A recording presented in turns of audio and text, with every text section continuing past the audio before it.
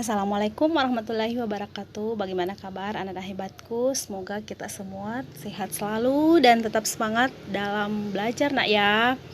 Oke, hari ini kita masuk pada materi ilmu genetika, dan pada pertemuan yang lalu kalian sudah bahas, sudah pahami istilah-istilah pada genetika. Nah, apa itu genetika? Genetika merupakan ilmu yang mempelajari tentang pewarisan sifat. Nah, salah satu contoh misalnya kita memiliki kemiripan dengan ibu atau ayah atau saudara atau nenek kita. Jadi itu nak, kemiripan itu ada juga perbedaan. Salah satu ilmu yang dibahas pada genetika. Oke. Nah, bapak genetika ini atau bapak tokoh genetika dikenal sebagai Bapak Mendel, sehingga muncul teorinya ada hukum Mendel 1 dan hukum Mendel 2. Nah, ini Bapak Mendel melakukan penelitian dengan menggunakan persilangan pada kacang kapri atau dikenal sebagai kacang ercis dengan perhitungan yang sangat cermat. Dengan landasan inilah sehingga genetika itu dijadikan sebagai bahan ilmu, salah satu cabang dari ilmu pengetahuan alam. Nah, mengapa kacang ercis sebagai pemilihan dari Bapak Mendel? Karena ini kacang ercis merupakan tanaman yang memiliki sifat yang sangat unik, di mana antara warnanya itu sangat menjolok perbedaannya nak ya, seperti bagaimana warna putih, warna ungunya, merahnya dan lain-lain. Dan dia juga tumbuhan ercis juga ini sudah memiliki alat reproduksi yang sempurna karena sudah jelas alat kelamin jantannya dan alat kelamin betinanya. Oke, nah saya berikan langsung ini satu contoh nak ya, dan ini adalah hasil dari persilangan Bapak Mendel. Nah, ini tumbuhan mangga karena sekarang lagi marak berbuah atau musim mangga.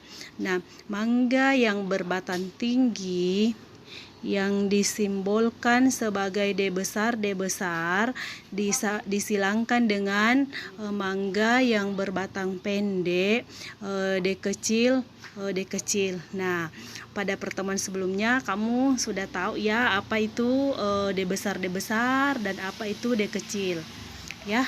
Nah, sekarang kita ambil gametnya dari batang tinggi yaitu D besar, kemudian yang kecil batang pendek D kecil. Nah, bagaimana turunan F1-nya? Turunan F1-nya sama dengan tinggi. Tinggi ya, itu sama dengan fenotip, kemudian genotipnya D besar D kecil. Nah, kalau begitu bagaimana? Jadi ini satunya adalah 100% mangga yang berbatang tinggi. Jadi D besar D kecil heterozigot. Oke, nah sekarang bagaimana keturunan F2-nya? Nah, ini melakukan penyerbukan sendiri, D besar D kecil disilangkan dengan D kecil. Nah, kita ambil gametnya D besar D kecil. Jadi kamu bisa menggunakan papan catur ya seperti ini supaya lebih mudah. Jadi D besar dimasukkan dalam kamarnya. D besar artinya tinggi. D besar D kecil artinya D besar D kecil. Kemudian D besar D kecil. Dari papan ini bisa kita lihat bahwa D besar itu 1, kemudian D besar D kecil 2, D kecil 2. Oke, sebentar saya jelaskan lebih rinci apa maksudnya itu 2, 1, 2 dan 1 ya perbandingannya. Nanti ada contoh soal kita bahas. Oke, nah sekarang hukum segregasi. Hukum segregasi ini di mana persilangan setiap individu menghasilkan gamet-gamet yang kandungan gennya separuh dari kandungan gen pada individu. Ya, seperti ini nak ya. D besar, tadi D besar sama dengan gametnya D. D kecil gametnya D kecil. Individu D besar, D kecil, gametnya D besar dan D kecil. Oke. Jadi apa itu segregasi atau dikenal sebagai pemisahan ke dalam gamet yang terbentuk. Jadi ini hukum segregasi sama dengan hukum Mendel 1.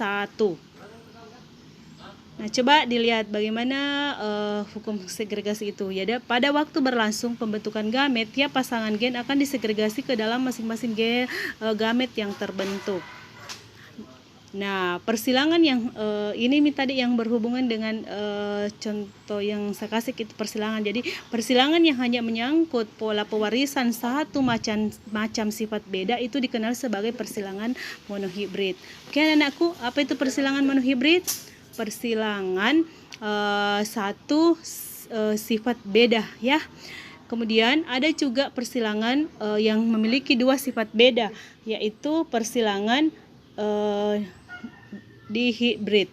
Nah, contoh persilangan satu sifat beda seperti tadi pohon mangga yang tinggi dan pohon mangga yang pendek. Kalau dua sifat beda, misalnya pohon mangga yang tinggi berbuah manis disilangkan dengan pohon mangga yang pendek berbuah kecut.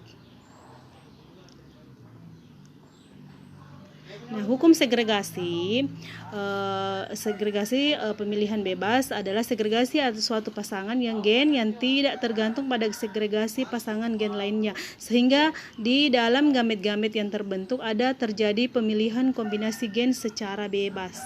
Oke nak ya, nanti dibaca ulang ya. Nah, apa itu gen letal? Gen yang mengakibatkan kematian pada individu homozigot. Ini biasanya terjadi pada saat embrio setelah lahir. Jadi kalau ada misalnya anak yang lahir kemudian meninggal, itu salah satu contoh dari gen letal. Ada kalanya juga yang terjadi sifat subletal. Biasanya ini letal ini mati menjelang usia dewasa.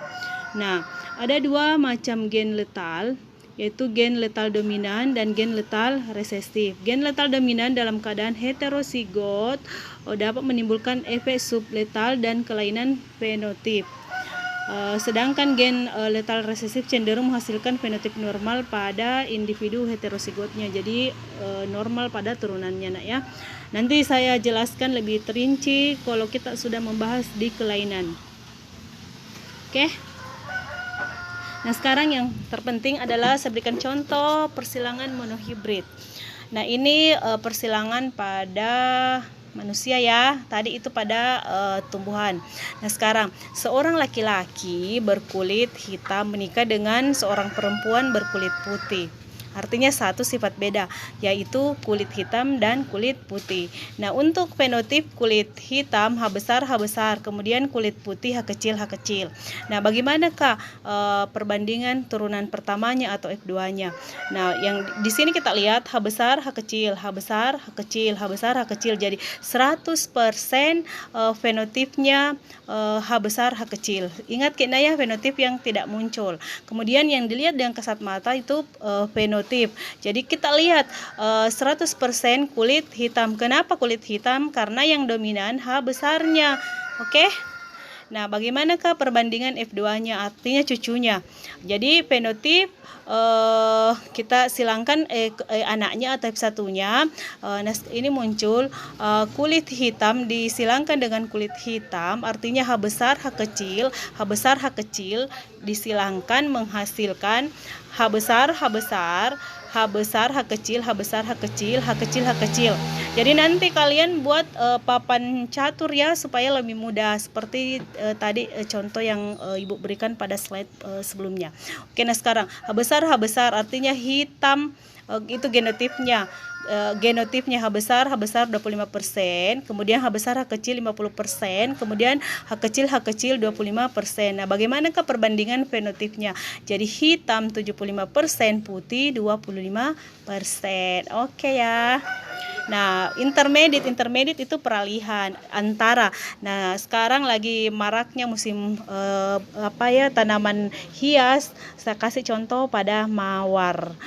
Mawar merah disilangkan dengan mawar putih. Ini mengalami proses intermediate menghasilkan keturunan warna pink. Nah, bagaimana? Coba lihat. Jadi fenotipnya mawar merah sama dengan R besar. Kemudian mawar putih R kecil. Nah, bagaimana perbandingan F1-nya? Kita silangkan R besar disilangkan dengan R kecil, menghasilkan R besar R kecil. Ini ada 100%. Jadi genotip yang dihasilkan 100% R besar R kecil. Artinya R besar R kecil artinya peralihan dari merah putih, artinya warna pink. Nah, bagaimana perbandingan fenotipnya? Yang nampak 100% warna pink. Oke. Nah, bagaimana keturunan F2-nya? Nah, sekarang warna pink disilangkan dengan warna pink. Jadi gametnya R besar, kemudian R kecil. Jadi R besar, R kecil, hasilnya ya R besar, R kecil, dan R kecil. Nah, bagaimana hasil perbandingan genotip? Nah, R besar, R kecil. Jadi R besarnya 1, R besar 1, R besar R kecil 2, kemudian R kecil 1. Jadi perbandingan fenotipnya merah sama dengan 1 atau 25%, pink sama dengan 2 atau 50%, putih sama dengan 1 atau 25%. Oke nak ya. Nah, saya kira sudah sangat jelas.